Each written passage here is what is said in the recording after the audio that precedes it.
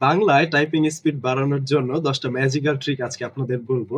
তো সবার ১ম ট্রিকটা হচ্ছে, আপনি যদি WhatsApp বা Viber বা ইমো বা মেসেঞ্জার যেটাই ইউজ করেন না কেন, সোশ্যাল মিডিয়া তো ইউজ করেন, চ্যাটিং তো একটু করেন, তাই না? তো সেই চ্যাটিংটা আজকে থেকে আপনি আপনার ল্যাপটপে বা আপনার পিসিতে করবেন। অর্থাৎ আপনার মেসেঞ্জারটা যদি আপনি আপনার পিসিতে ইনস্টল করে নেন, আপনার অজান্তেই কিন্তু আপনার টাইপিং প্র্যাকটিসটা হতে থাকবে। তো দ্বিতীয় যে ট্রিক্সটা সেটা হচ্ছে, আপনি কিবোর্ডটাকে খুব ভালোভাবে দেখবেন এবং একদম সঠিক নিয়মে আপনার ফিঙ্গারের পজিশন গুলা, ফিঙ্গারের শিফটিং গুলা খুব ভালোভাবে শিখবেন।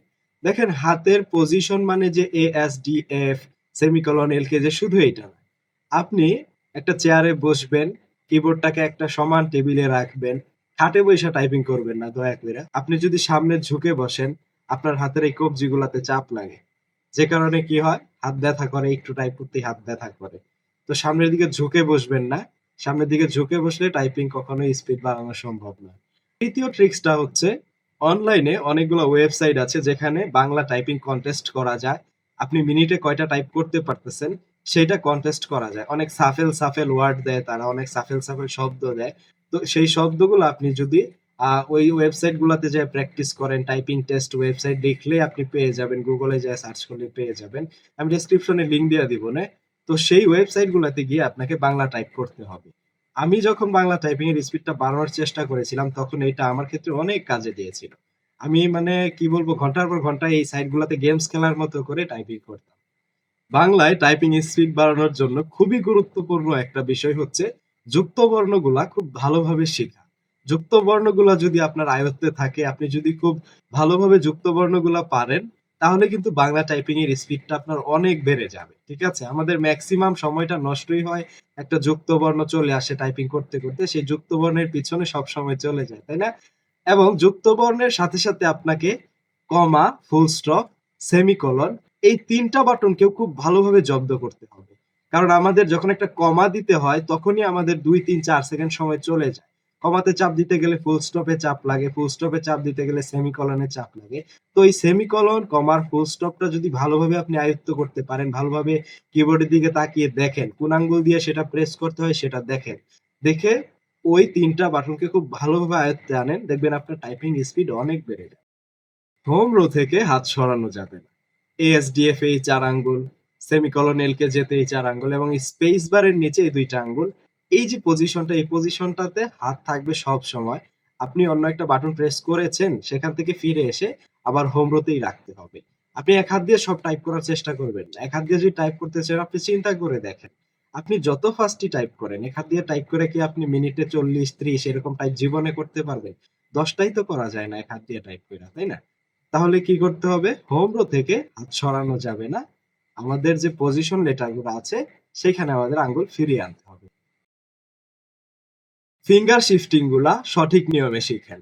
কোন আঙ্গুল দিয়ে কোনটা প্রেস করতে হবে, সেই আঙ্গুল দিয়েই সেটা প্রেস করবেন। আপনার এই আঙ্গুল দিয়ে সব টাইপ করতে মজা লাগে, এটা দিয়েই করবেন? না, এটা করা যাবে না। আপনার এই আঙ্গুল দিয়ে যেটা টাইপ করতে হয়, সেটা এই আঙ্গুল দিয়েই টাইপ করবেন। 10 ফিঙ্গার টাইপিং স্পিড যদি আপনি অর্জন করতে চান, তাহলে আপনাকে এই ১০ টা আঙ্গুল ইউজ করতে হবে। তাহলে কি করতে হবে? যেই ফিঙ্গার দিয়ে যেই বাটনটা প্রেস করতে হয়, সেইটাই প্রেস করতে হবে। অর্থাৎ সঠিক নিয়মে ফিঙ্গার শিফটিংটা শিখতে হবে।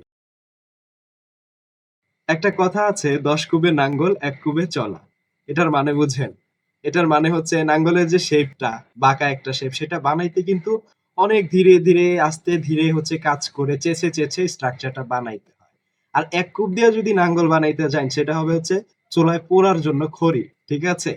তো আপনি প্রত্যেকদিন যদি অল্প করে প্র্যাকটিস করেন, ধীরে কিন্তু আপনার ইমপ্রুভটা হবে। অর্থাৎ আপনাকে প্রত্যেকদিন অল্প করে এগোতে হবে সামনের দিকে। এট লিস্ট প্রত্যেকদিন আপনাকে ২০ মিনিট করে হলেও প্র্যাকটিস করতে হবে বাংলা টাইপিং। আমরা যদি রেগুলার অল্প প্র্যাকটিস করি, একটা জিনিস খেয়াল করেন, আমাদের এই ২ টা আঙ্গুল যত বেশি ইউজ হয়, সেই তুলনায় কিন্তু এই ২ টা আঙ্গুল আমরা নরমাল কাজে ইউজই করি না। এজন্য আমাদের এই ২ টা আঙ্গুলের মাসল গুলো এতটা অ্যাক্টিভ না।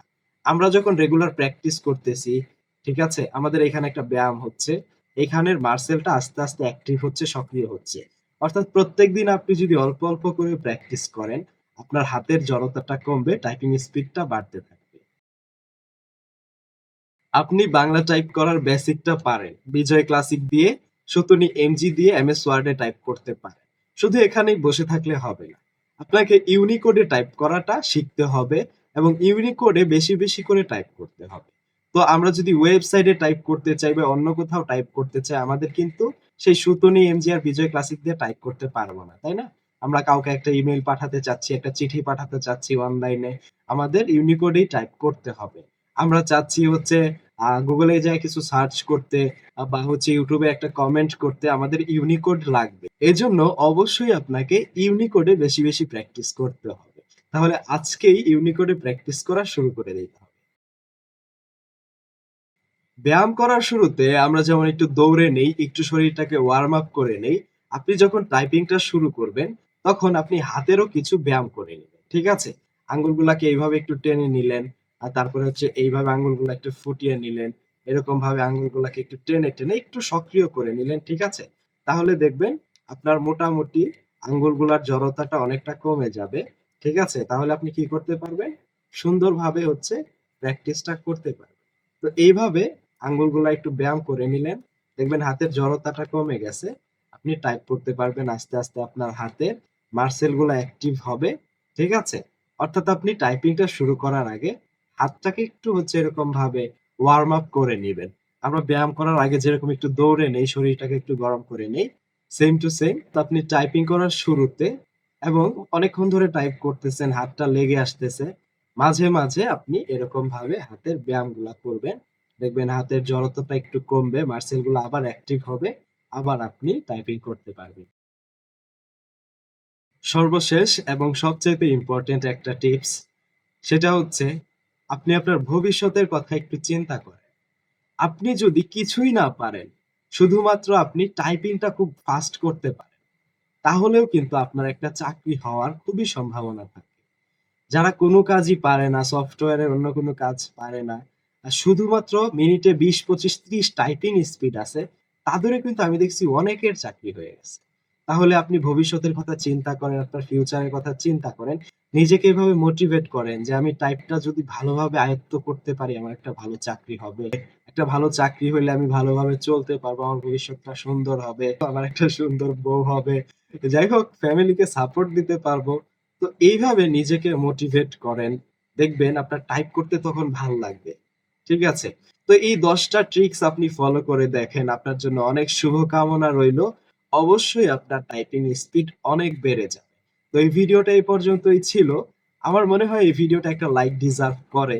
আপনাদের যদি ভালো লেগে থাকে একটা লাইক করতে পারেন, যত পারেন শেয়ার করে দিয়েন।